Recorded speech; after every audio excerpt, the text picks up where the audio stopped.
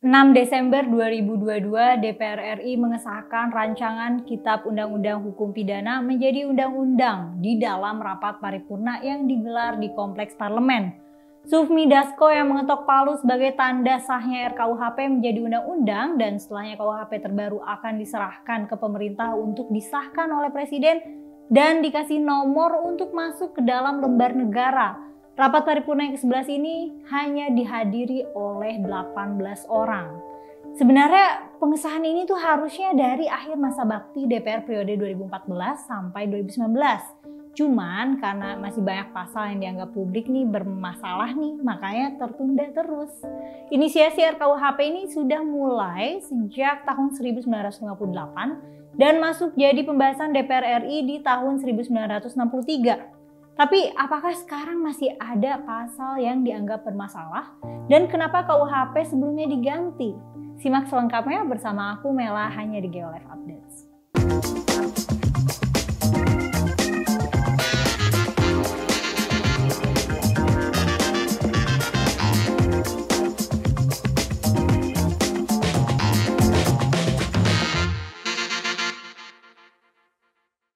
Sebelumnya, KUHP kita ini warisan dari zaman kolonial Hindia Belanda yang mempunyai nama resmi Wetboek van Strafrecht Nederland-Indië atau biasa disingkat WVSNI. Sebut aja WVSNI ya, susah bacanya. Kalau kita lihat dari sebuah artikel di Kompas, WVSNI ini diberlakukan di Belanda sejak tahun 1886. Menurut Wakil Menteri Hukum dan HAM, terjemahan KUHP yang beredar dari masyarakat dan aparat penegak hukum tuh nggak cuma satu. Jadi nggak bisa dipastikan mana yang diantara terjemahan-terjemahan itu yang benar dan sah. Soalnya ada cukup perbedaan yang signifikan antara terjemahan yang satu dengan yang lainnya tentang ancaman pidana. Nah, RKUHP yang sekarang itu sengaja disahkan sebelum masa reses DPR. Sufmi Dasko Ahmad, Wakil Ketua DPR, bilang yang nggak puas dengan pasal-pasal di RKUHP bisa langsung ke Mahkamah Konstitusi karena menurutnya undang-undang ini udah lama berhenti dan tinggal pasal krusial yang kalau disosialisasikan bisa diterima dengan baik di masyarakat. Dan juga pengesahan ini mendadak karena Wakil Ketua Komisi 3 Adis Kadir mengatakan bahwa meskipun masih ada beberapa masyarakat yang belum puas dan menurutnya menuju kesempurnaan itu memang sangat susah, RKUHP ini yang terbaik dan udah ditunggu-tunggu juga oleh masyarakat sejak lama. Dan seenggaknya kolonialisnya udah hilang lah gitu, menurut dia sih gitu ya. RKUHP yang sekarang udah sah pun banyak lika-likunya dan dianggap banyak pasal yang kontroversial. Dikutip dari CNN ada pasal 192 yang menyatakan bahwa setiap orang yang melakukan makar dengan maksud supaya sebagian atau seluruh wilayah negeri ini jatuh kepada kekuasaan asing atau untuk memisahkan diri dari NKRI akan dipidana mati, pidana penjara seumur hidup, atau pidana penjara maksimal. Menarik ya, hukum pidana buat koruptor kayak gitu bisa nggak kalau hukum pidana buat koruptor kayak gitu? Lanjut nih, ada pasal yang mengatur ancaman pidana bagi penghinaan lembaga negara seperti DPR hingga Polri. Ketentuan ini diatur dalam pasal 349 dan termasuk ke pasal delik aduan. RKUHP juga mengatur ancaman pidana dan denda soal penyiaran, penyebar luasan berita, atau pemberitahuan yang diduga bohong. Pasal ini targetnya lebih ke pers atau pekerja media sih ya. Jadi kalau ada yang terkena pasal ini, akan kena hukuman pidana di penjara paling lama 6 tahun atau denda 500 juta rupiah. Yang menarik lainnya nih, hukuman buat koruptor turun. Dalam RKUHP memang ada dibahas tentang pemberantasan tindak pidana korupsi.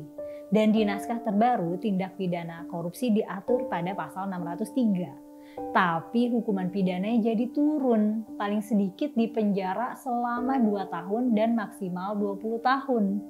Kok bisa gitu ya? Masih ada lagi nih pasal yang aneh, yang nggak wajar dan bakal kontroversial sih.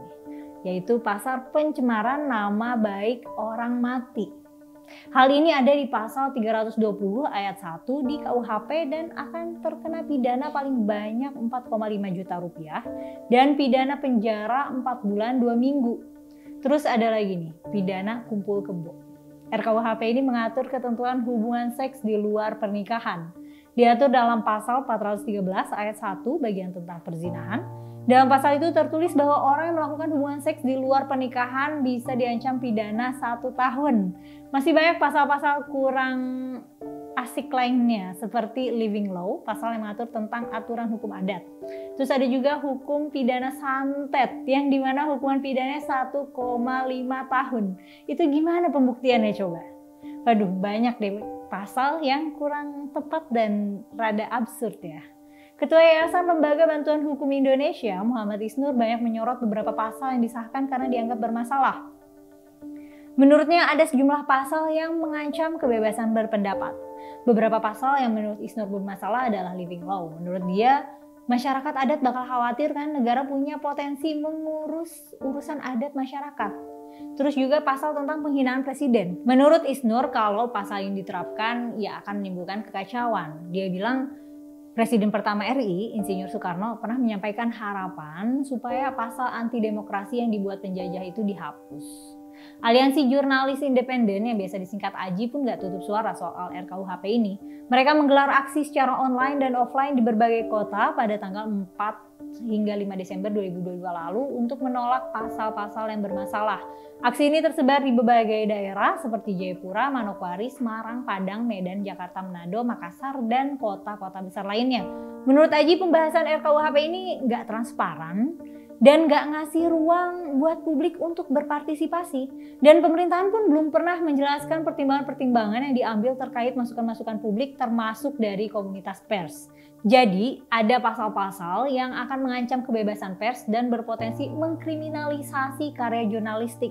Dan pasal yang banyak ditentang masyarakat adalah pasal zina yang diatur dalam pasal 411, di mana tindakan zina bisa diusut jika ada aduan dari pihak yang dirugikan dan pelanggar bisa dipenjara maksimal 1 tahun. Terus larangan kumpul kebo dicantumkan pada pasal 412. Pelanggar bakal kena hukuman penjara paling lama 6 bulan. Dua pasal ini merupakan delik aduan. Jadi katanya sih hanya suami atau istri sah yang bisa melaporkan dan akan ditindak pidananya jika pasangannya melakukan hubungan di luar nikah dengan orang lain. Dan katanya sih aparat penegak hukum nggak bisa main asal grebek. Tapi bukannya biasa ya grebek-grebekan gitu. Nah, tapi dengan begitu secara nggak langsung pemerintah dan DPR nggak mengkriminalisasi para lesbian, gay, bisexual, dan transgender. Sepanjang 624 pasal nggak ada sama sekali pasal yang mengatur tentang LGBT. Bagaimanapun juga memang pasal-pasal di RKUHP ini masih banyak yang bisa dibilang bermasalah dan aneh. Nah, kalau menurut kalian gimana nih? Pasal mana aja yang perlu diubah atau ditambah atau mungkin dihapus dalam RKUHP yang sudah disahkan kemarin? Tulis di kolom komentar ya. Klik tombol subscribe dan nyalain lonceng notifikasi biar nggak ketinggalan video terbaru dari kami. Jangan lupa juga untuk like dan share video ini. Aku Mela pamit dulu ya. Sampai ketemu di video lainnya.